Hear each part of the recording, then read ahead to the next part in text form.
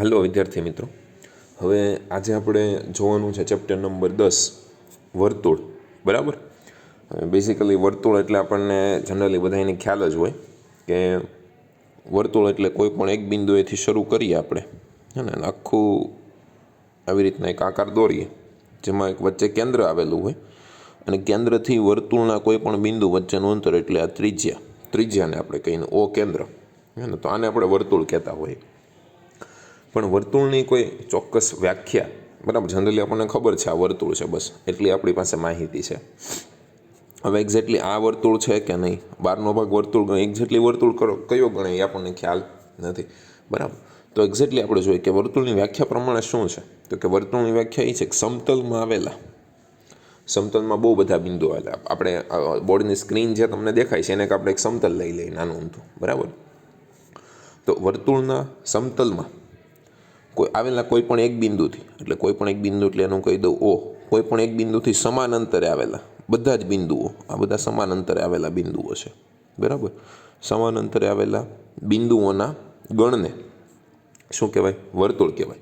આ કેન્દ્ર છે આ ઓ, કોઈ પણ એક બિંદુ, એનાથી આ બધા બિંદુઓ જે છે સમાન અંતર આવેલા છે. તો એ બધા બિંદુને આપણે જોડી દઈએ એકબીજા સાથે, તો જે આકૃતિ બને એને આપણે વર્તુળ કહીએ. બરાબર. તો વર્તુળ એટલે શું એક્ઝેક્ટલી? તો કે આ તમને જે આ દેખાય છે આવડી રેડ કલરની લાઈન, બસ એને જ વર્તુળ કહેવાય. બરાબર. તો કે આ ભાગ છે એ શું છે? આવડો બધો ભાગ અંદરનો ભાગ છે, તો કે વર્તુળ નથી પણ વર્તુળનો એક ભાગ છે. બરાબર. તો એક્ઝેક્ટલી જે આ લાઈન દોરી એને આપણે કહેશું વર્તુળ, અને એની અંદર જે આ વસ્તુ આવેલી છે એને કહેશું વર્તુળની અંદરનો ભાગ. એ વર્તુળ નથી, વર્તુળની અંદરનો ભાગ છે. અને આવડો જે બાર બધો છે આવડો એ વર્તુળની બહારનો ભાગ. બરાબર. ચાલો, હવે વર્તુળનું કેન્દ્ર, આ વર્તુળનું જે કેન્દ્ર છે ને એ વર્તુળનો ભાગ નથી, કારણ કે એ તો વર્તુળની અંદર આવેલું છે. બરાબર. વર્તુળને ખાલી એક જ પેરામીટર હોય, ની કયું હોય? ત્રિજ્યા. વર્તુળને માપવું હોય તો શું? તો કે કંઈ નહીં, એની પાસે ત્રિજ્યા હોવી જોઈએ, એને આપણે વર્તુળનું માપ કહીએ, અથવા એની મદદથી વર્તુળ દોરી શકાય. હે ને. તો આપણે જોયું કે ભાઈ વર્તુળ ઉપર કેટલા બિંદુઓ આવેલા હોય. આ વર્તુળ છે. બરાબર. આ જે બ્લેક કલરની લાઈન દેખાય એ જ વર્તુળ. આ એનું કેન્દ્ર. વર્તુળનું કેન્દ્ર એ વર્તુળનો ભાગ નથી. બરાબર. વર્તુળની ઉપર અસંખ્ય બિંદુઓ આવેલા છે. અહીંયા તમે જુઓ રેડ કલરની લાઈન મેં ડ્રો કરેલી છે આ. બરાબર. તો એ અસંખ્ય બિંદુઓ એકબીજા સાથે જોડાઈને વર્તુળ બનાવે. એટલે પૂછવામાં આવે કે ભાઈ વર્તુળ ઉપર કેટલા બિંદુઓ આવેલા છે, તો કે અસંખ્ય બિંદુઓ આવેલા છે. અસંખ્ય બિંદુઓ ભેગા થઈ વર્તુળ બનાવે. બરાબર. ત્રિજ્યાની વ્યાખ્યા આપણે જોઈએ તો કે વર્તુળનું કેન્દ્ર એટલે કે આ ઓ, અને વર્તુળ પરનું કોઈ બિંદુ, અહીંયા કોઈ બિંદુ લઈ લઉં જે વર્તુળ ઉપર આવેલું છે. વર્તુળના કેન્દ્ર અને વર્તુળ પર આવેલા કોઈ બિંદુને જોડતો રેખાખંડ એટલે એ શું થઈ ગયું? ત્રિજ્યા થઈ ગઈ. બરાબર. શું થઈ ગયું? ત્રિજ્યા. અને કેન્દ્રમાંથી પસાર થતો એક રેખાખંડ દોરીએ કે જેના અંત્ય બિંદુઓ એ અને બી વર્તુળ પર આવેલા હોય તો એને શું કહેવાય? વર્તુળનો વ્યાસ કહેવાય. હે ને.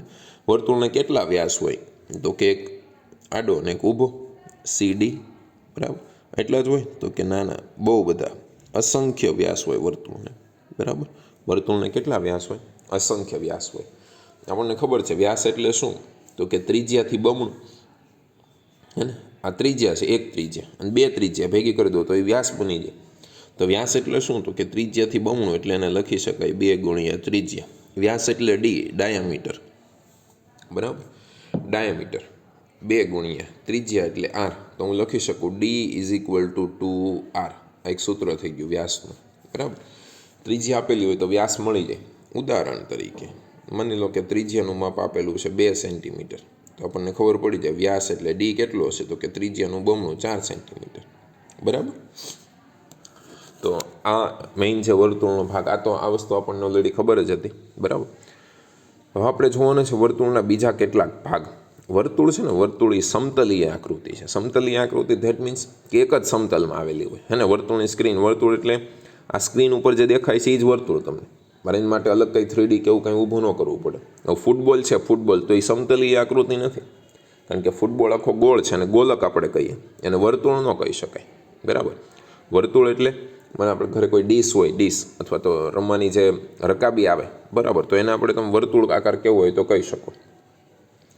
પણ ફૂટબોલ છે, પાણી ભરવાનો ગોળો છે, બરાબર, વોલીબોલ છે, ફુગો છે, તો એ બધાને વર્તુળ ના કહી શકાય, એ બધા ગોલક છે, ગોલક, બરાબર, એને ગોલક કહેવું પડે. 3D ડાયમેન્શન, એ સમતલી આકૃતિ નથી.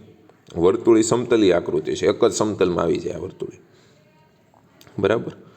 ચાલો, હવે આપણે એના જોવાના છે કેટલાક બીજા અંગો વર્તુળના, જેમ કે જીવા, બરાબર, ચાપ, વર્તુળની ચાપ, લઘુચાપ, ગુરુચાપ.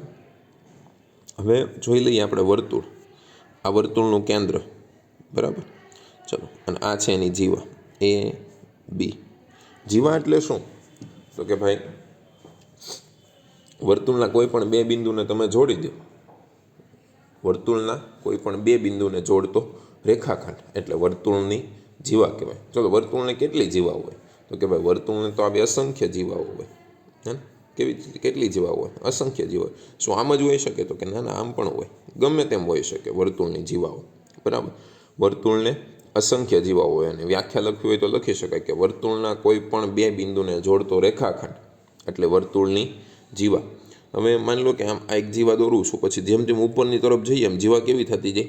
એની જીવાની લંબાઈ વધતી જાય. પણ ક્યાં સુધી વધે? તો કે કેન્દ્રમાંથી એક જીવા એવી દોરું છું જે કેન્દ્રમાંથી પસાર થાય, બરાબર.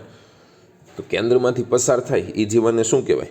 તો કે વર્તુળનો વ્યાસ કહેવાય. અને એની લંબાઈ સૌથી વધારે હોય આ જીવાની. પછી વળી જેમ પાછા આપણે ઉપર જતા જઈએ એમ જીવાની લંબાઈ ઘટતી જાય, હે ને?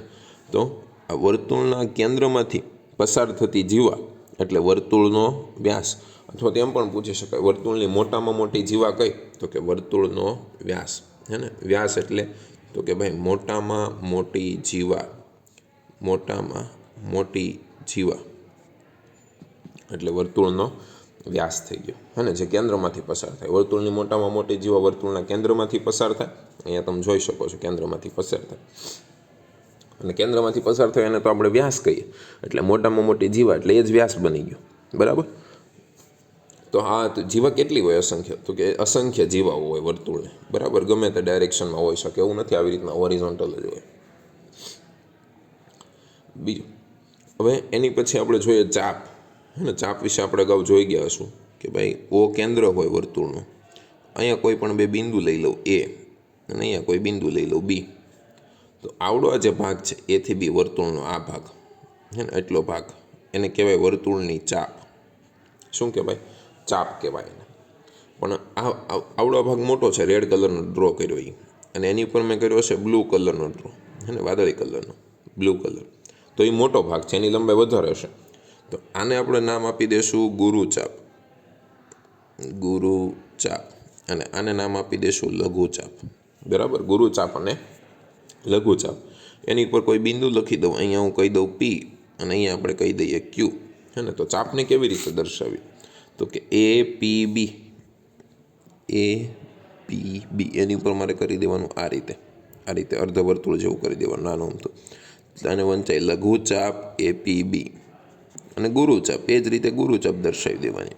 ગુરુચાપ એટલે એ ક્યુ બી, એ ક્યુ બી ઉપર આવી રીતના ચાપ મારી દેવાની અર્ધવર્તુળ જેવું.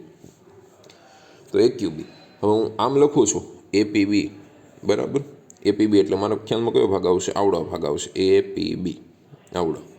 એટલે એ લઘુચાપ થઈ ગઈ. હું એ ક્યુ બી વાંચું એટલે મારે આ ખ્યાલ આવે, આવડો ભાગ આવે. એટલે એ કઈ થઈ ગઈ? ગુરુચાપ થઈ ગઈ, બરાબર. લઘુચાપ અને ગુરુચાપ બે ભેગું કરી દઈએ તો શું બને? વર્તુળનો પરિઘ બની જાય, હે ને? બંનેને ભેગા કરી દઈએ. પરિઘ એટલે શું? તો કે વર્તુળની ગુરુચાપ વત્તા લઘુચાપ એટલે શું થઈ ગયો? વર્તુળનો પરિઘ. વર્તુળનો પરિઘ એટલે અહીંથી એથી શરૂ કરીને પાછું એ સુધી આપણે જતા રહીએ તો એને કહેવાય વર્તુળનો પરિઘ. આખું ચકડું એટલે વર્તુળની લંબાઈ, બીજા શબ્દોમાં એને કહી શકાય. બીજા શબ્દોમાં શું કહી શકાય? વર્તુળની લંબાઈ. વર્તુળની લંબાઈ એટલે જ વર્તુળનો પરિઘ, બરાબર. ચાલો, તો આ હતું આપણો લઘુચાપ અને ગુરુચાપ. હવે એક બીજી એક વસ્તુ જોઈ લઈએ કે માની લો કે વર્તુળની લઘુચાપ છે તમારી પાસે, અહીંયા એ અને બી, અહીંયા વર્તુળનું કેન્દ્ર. તો લઘુચાપ છે અહીંયા વર્તુળનું કેન્દ્ર ઓ કહી દઈએ, બરાબર. તો લઘુચાપ આવડ્યા જે છે એ બી, અથવા તો અહીંયા નામ આપી દેવું હોય તો આપી શકાય એ પી બી, હે ને? આ થઈ ગઈ લઘુચાપ એ પી બી, જે રેડ કલરની લાઈન થાય છે એ. લખી નાખું અહીંયા લઘુચાપ એ પી બી, અને એની ઉપરનો ભાગ છે લઘુચાપ સિવાયનો જે ભાગ છે એ તમને ખ્યાલ આવી ગયો હશે કે શું હશે, તો કે ગુરુચાપ હોય. બરાબર. ચાલો, એપીબી લઘુચાપ છે, લઘુચાપ એપીબી. બરાબર. તો લઘુચાપ કેન્દ્ર આગળ ખૂણો બનાવે છે, કેન્દ્ર ઓ આગળ. અહીંયા જો એ આગળ અહીંયા આવી રીતે, અહીંયા બી આગળ ખૂણો બનાવે છે. આ ખૂણો, હા, આ ત્રિજ્યા બંને. હવે ખૂણો જે છે ને એને આપણે હું શબ્દ નામ આપી દઉં છું થીટા. હા, જો આ થીટા વંચાશે આવી રીતના, હું અહીંયા કરી દઉં આવી રીતના, તો એને વંચાય થીટા. અને હકીકતમાં એ આવી રીતના આમ દોરી શકો તમે, જીરો કરીને વચ્ચે આમ લીટો, આને વંચાય થીટા. બરાબર. બંને એક જ છે, પણ ખાલી પહેલાંમાં મારે થોડીક ભૂલ પડી ગઈ એટલે મેં બીજી વાર દોર્યું થીટા. બરાબર. તો આને શું કહેવાય? લઘુચાપે કેન્દ્ર આગળ આંતરેલો ખૂણો, એટલે શું થઈ ગયું?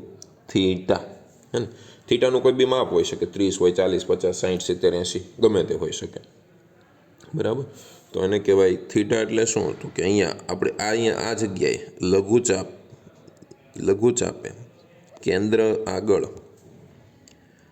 આંતરેલો ખૂણો, લઘુચાપે કેન્દ્ર આગળ આંતરેલો ખૂણો એટલે આવડો ભાગ થીટા. થીટાની વેલ્યુ ગમે તે હોઈ શકે. થીટા ઇઝ ઇક્વલ ટુ 30 હોઈ શકે, 20 હોઈ શકે, 40, 60, 45, 80, 90. બરાબર, ગમે તે હોઈ શકે. ઓકે. તો આ વસ્તુ આપણે જોવાની છે, લઘુચાપ એપીબી, લઘુચાપ અને ગુરુચાપ. બરાબર. અને ચાપ દ્વારા કેન્દ્ર આગળ આંતરેલો ખૂણો.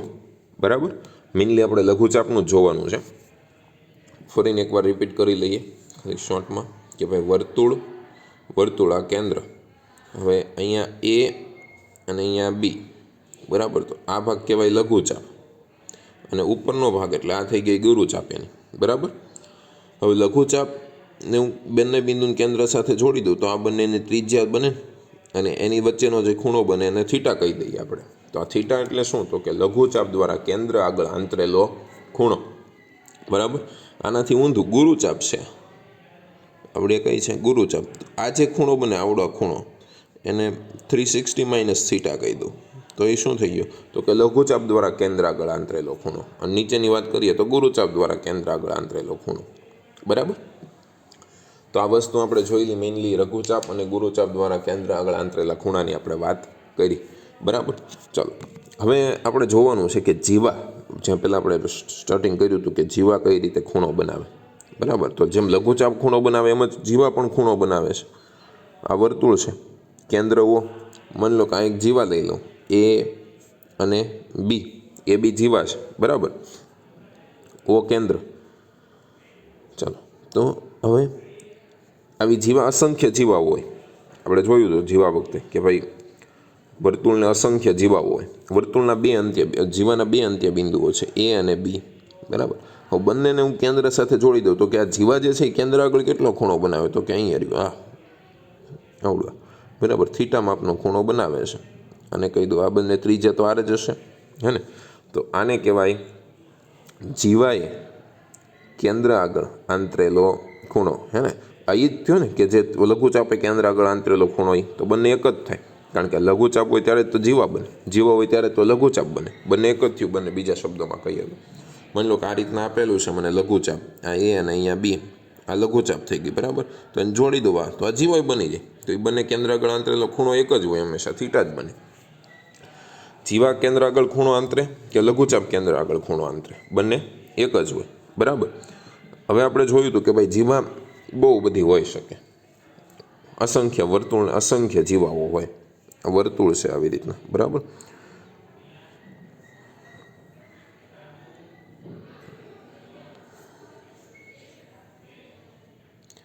આ વર્તુળ છે. તો આપણે જોયું હતું કે વર્તુળને અસંખ્ય જીવા હોય. સપોઝ કે એક જીવા હું અહીંયા લઈ લઉં છું, એ બી, અને બીજી એક જીવા હું અહીંયા લઈ લઉં છું, સી ડી. હવે સપોઝ કરી લો, ધારી લો કે એ બી બરાબર સી ડી છે, હે ને? એટલે કે બંને જીવાઓનું માપ કેવું છે? સમાન છે. બંને જીવાનું માપ સમાન છે. સમાન જીવાઓ છે તો એ જીવાઓ જે કેન્દ્ર આગળ ખૂણો બનાવે, આ જીવા કેન્દ્ર આગળ ખૂણો બનાવશે થીટા અને આ જીવાય કેન્દ્ર આગળ ખૂણો બનાવશે, એનું માપ કહી દઈએ થીટા, બરાબર. તો બંને માપ કેવા હોય?